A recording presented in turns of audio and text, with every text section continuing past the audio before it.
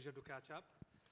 I think a few touch points which goes without saying is it's one of my favorite destinations to go. For a holiday, for something fun, and especially with the upcoming Formula One, it's one of my go-to places to enjoy with the family. Some amazing things about, just to kind of put some reference point to what Yas is doing, and then we kind of go into the Miral pass of it. Yas Island today attracts around 45 million visits a year, and by 2030, we want to grow it to 100 million. The tourism strategy, which is amazing in Abu Dhabi with everything that is happening, Yas Island plays a major role in that, especially with the new airport and everything coming up.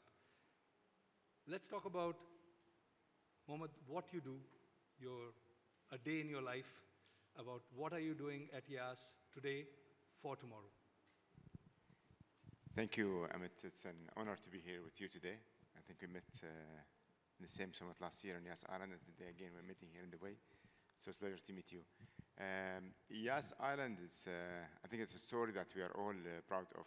People are living here, residents, local, everyone should be very proud of the story, where a blank canvas of a land in only 2017 became one of the top family destinations for people to come and enjoy their time. We're really very proud to see this coming, this Yas Island coming from a vision that put by leaders in Abu Dhabi to become a reality and to become a top destination. Seeing Ferrari World, Abu Dhabi, Yas Water World, Warner Brothers, Climb, and recently last year we opened SeaWorld, and seeing more than 40 million visits to come to Yas Island, that's great. We will not stop there. We will always continue building new theme parks, new attraction, expansion. Now we're busy with Harry Potter Land, that will be expansion of Warner Brothers. Yas Island expansion, that's coming soon. And more attractions to come.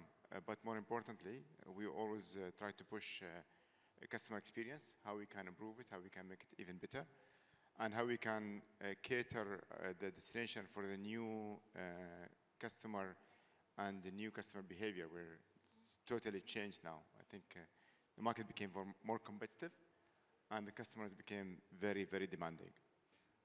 So you, on the island, you have a W. So W is all about eat, play, live. And I think with the Yas Bay coming up and all the residential coming up, talk about the Yas Bay growth, because there's a beautiful setup of F&B that has come through, which really makes it a very lively destination, even during season and even during off-season. The way I see it personally and my team, we see it as a wall-less resort. We want Yas Island to be fully connected, physically and digitally, and with all experiences available in the same place. I live in Yas Island, and I hardly go outside Yas Island. Everything is available there, from shopping, entertainment, work, F&B, a good number of option of restaurants in the same island. And that's what we're trying to build. We also try to cater for all segments.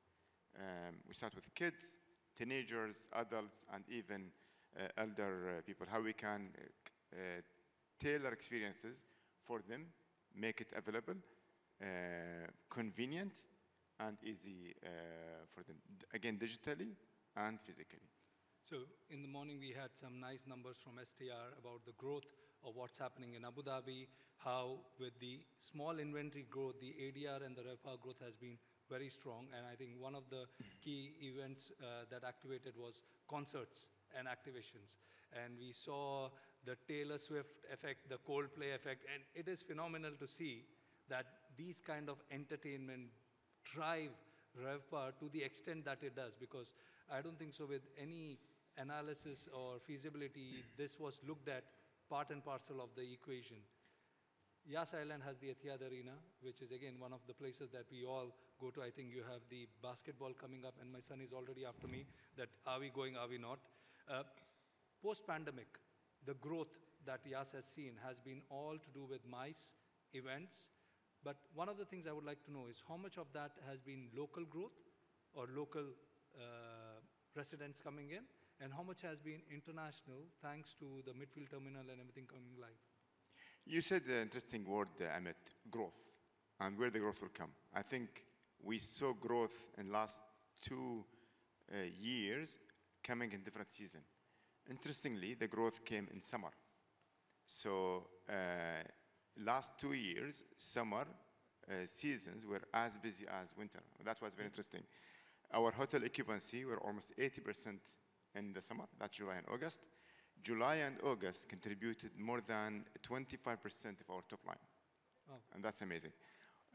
Warner Brothers hotel occupancy was more than 94% and with high ADR. If you tell to someone 10 years back that I will achieve these numbers by 2024, difficult to believe. But today, it's happening. The other point, I'll go back to customer behavior, and correctly, rightly you said, good example is Coldplay. We had Coldplay before COVID. It was almost sold out, but we had one event. This time, we had Coldplay, and we had to extend it from 1 shows to 4 shows, and all of them were fully sold out. And we were talking to in our a few friends minutes. in Abu Dhabi operators, all the hotels for every day that they extended got sold out immediately. And I think that effect is something that we have not seen before as a market. Now with Ferrari World, Sea World, Warner Bros. And everything else, can you share some more insights about what new activations are coming up? The Harry Potter, what you mentioned, but Yas Island has still a lot of interesting spaces to be played with. Amit, we always try to think as customer. I'm a customer. I have kids. You're a customer. You mention your son, and how customer will behave and what they are looking for. And based on that, we try to customize, change, and tailor a new experience. We always think how we can make it convenient and easy for them. You mentioned mice, for example. We saw growth of mice more than 70% in 2024 compared to 2023. We always try to introduce new experiences, new events to create another reason to come and visit Yas Island, and that's what we are trying to do. We also try to make the experience more convenient, where we introduce, for example, Face Pass, where now our customer can register online, can access our theme park, pay, and book experiences using their facial recognition. Yeah. Using data, we'll try to tailor and customize the experience and also make the experience very convenient for our visitors. Here we had a similar engagement. I think this was in 2021, when His Highness Sheikh Mohammed bin Rashid said that your face is going to become your currency. And that becomes the best way for us to pivot. So in quite a few of the hotels, now facial recognition is used for check-in. And I think this is the way to go. Sustainability, I think as an integrated resort is what I would think about as Yas Island as a whole. Sustainability becomes a very crucial part of the business. And sustainability is something that today, from a customer-centric focus, as you mentioned, becomes much more important. Can you highlight some of the key touch points, how you're measuring it, how you're walking it through, and making sure that for the next 10 years, 20 years, that becomes something that you work on? Sustainability has been always a key pillar in our strategy, and we always like to walk the talk. And there are many examples where Miral has tried to push the boundaries to be as sustainable as we can. A good example is Had Arena. We revised the design like 3 times just to make it as efficient as we can. And 2018, we won an award of the most sustainable arena in the world at the time from design perspective. And then we signed a deal with Masdar, where we installed solar panels on Warner Brothers and SeaWorld. Today, 46% of Warner Brothers energy come from solar energy, and 25% of SeaWorld come from solar energy as well. We try to get rid of one use of bottles as much as we can. We try to walk away from plastic as much as we can. But more interestingly, which is very close project to my heart, is our research center. Miral worked closely with SeaWorld to build the first research and rescue center that dedicated for marine life. This is the only center in the region that is equipped and designed for purpose to cater for huge marine life animals, for example, dogons.